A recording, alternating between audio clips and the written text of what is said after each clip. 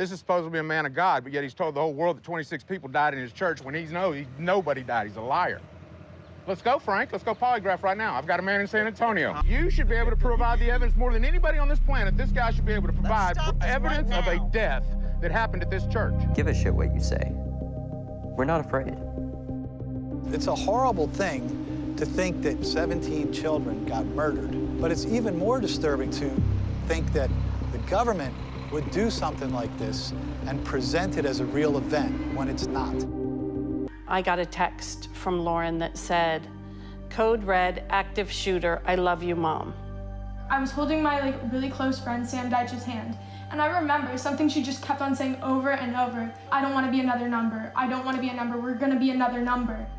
She knew that at least 3 of her friends had died. She wouldn't know for the next 36 hours whether or not another one of her friends died who actually did.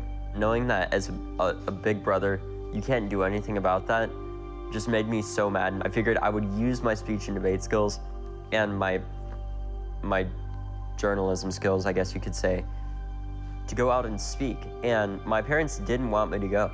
I told David, don't go back over there. He disappeared a few minutes, he comes back, he's got the camera, gets on his bike. I said, what are you doing? He goes, I'm going to get my story. And he took off. David Hogg. David Hogg. David Hogg. David Hogg. David Hogg is here with me now. When I first started doing interviews, I wasn't nervous or anything, because I've done many interviews before with our own TV program, and I'd been doing that for the past 4 years, basically. My name is Tony Mead, and I am an independent journalist. How I'm related here is that this is in my backyard. Did people die? I don't know. But I don't think that what happened here is a genuine calamity. There's something perpetrated here that defies logic, right? That I think was something done deceitfully to bring about political change. Because this event is so close to home and affected my friends personally, and it would be unfair of me to start talking about how, look closer at this, look closer at that. But I do have certain groups where I'm able to talk about it. I have groups on Facebook of like-minded people like myself where we're able to discuss this, look at the anomalies, and share information. This story, supposedly 26 victims were shot and killed inside the church by a lone gunman. It's a false narrative, fake. Well, what initially happened was that Devin Kelly, a shooter, came into the church property, fired through the walls, then went into the church and shot a whole lot of folks to where 26 passed away and there was 23 survivors.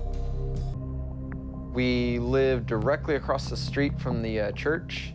I was changing my oil and I look over and I see a guy with a AR-15 in full Class 3 body armor shooting at the front of the church.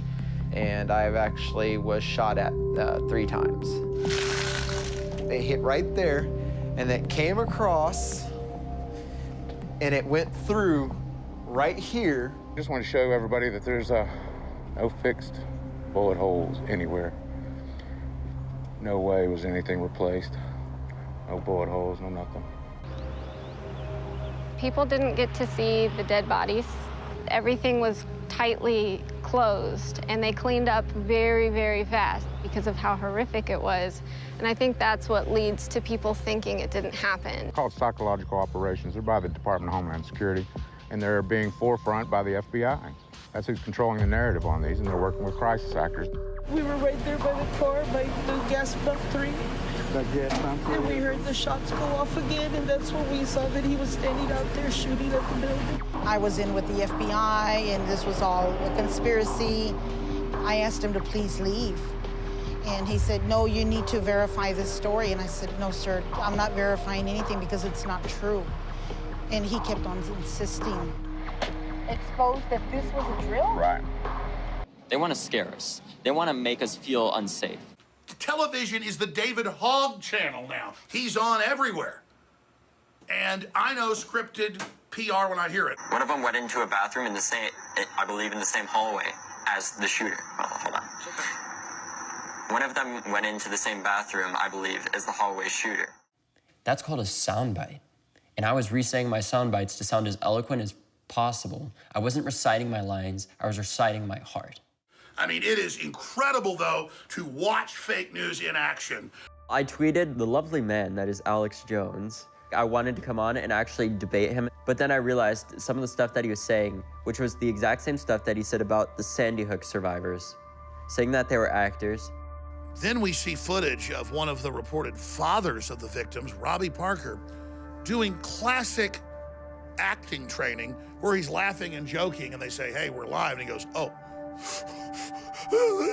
And maybe that's real. I'm sure it is. He's doing that exact same stuff, and knowing that he had done that before, I wasn't going to give him time of day. We didn't say you were a crisis actor and believe this happened. We just pointed out that you're an admitted actor and journalism student and said that you're anti-gun and that you're being fed talking points. Sandy Hook victim dies again. In 2015, there was a school tragedy in Peshawar, Pakistan, where the Taliban had killed 150 people, and Noah's image appeared on the school grounds during vigils.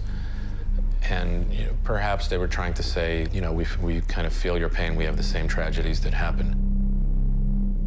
That InfoWars short news article was then echoed thousands of times online. Lenny Posner, one of the supposed parents of a victim at Sandy Hook, Noah Posner, he's certainly been determined to quell any information regarding the Sandy Hook incident. And of course, it's disguised by he's a poor victim. I mean, who wouldn't point this out? I mean, is the Pakistan bombing fake? Harass the Connecticut government with repeated information requests for things that don't exist or that they can't provide, and then saying, aha. I'm over here asking questions on why no trauma helicopters. Sandy Hook is only 10 minutes from a large hospital in the area. The trauma helicopter would have taken an hour to get there. Why no paramedics? Wolfgang goes around claiming that there were no EMTs. They're looking at me as a conspiracy nut, mental health issues. I mean, yeah. And these mass casualty shootings have a huge impact on our emotions, on our hearts, and how we think. And they're using, this gun mechanism as the driving force. I mean, no matter what state you're in, guns, it's all about guns, new legislation. Mom of anti-gun poster boy reports threats to FBI. Rebecca Baldrick says she contacted the FBI this week because the threats against her family have continued to appear on Facebook. What does that mean? Continue to appear on Facebook. What, is she scrolling through Facebook looking for a threat?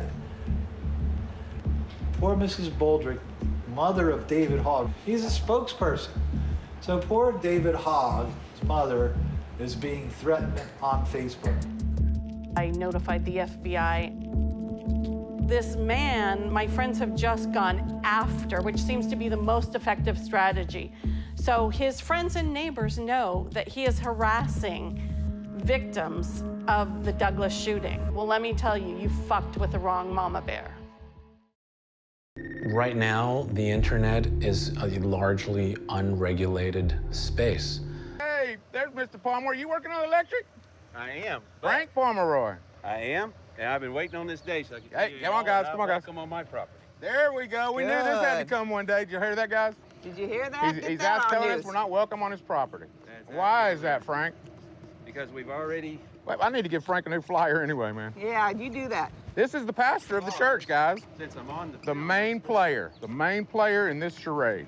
Yeah. You're a demon, Frank. And you're a demon, and I represent the righteousness of God. And you're a sissy demon with a big mouth. You're a demon. The only way that I could get a trespassing warning placed against him was I had to formally warn him by voice. I had to engage with him. And so for the last month, we have been trying to catch him and him not see us coming, because he would run if he knew we were coming. I'm supposing he did not realize it was me inside the vehicle that he walked up by, and I was able to get out and engage him and told him that he was no longer welcome on the property. From there, he just got loud and just degrading. The reality is you don't have a photograph of a victim, you don't have any death certificates, you don't have any birth certificates, you don't have shit, Frank. That's the reality of this. You're a sellout bitch that's getting paid, man. And you know what? You just can't handle that I'm going to expose you motherfuckers for what you are until the people hang you by the neck, man. You're going to hang, traitor. Now, what am I being arrested for? Criminal trespassing. Quit resisting. Criminal trespassing. You see him hit me in the back? You see him hit me in the back? You see him hit me in the back? You got the truck? He didn't do anything, man. What are you doing? He didn't go, don't resist. Even though everyone knew, all the law enforcement knew that this had the possibility of getting violent, until there was some type of infraction, there was no way to stop it.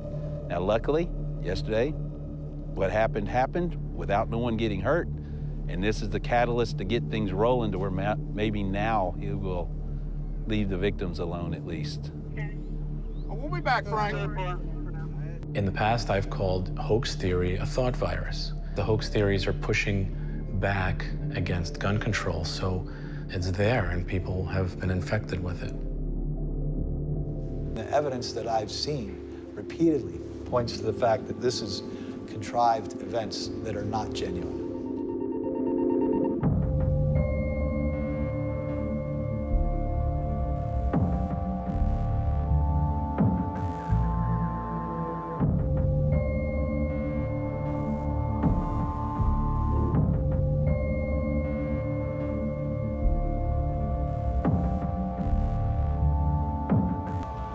Part of the reason why I spoke up so soon after wasn't because I was mentally stable, wasn't because I felt like I'd grieved enough. I hadn't. I still haven't.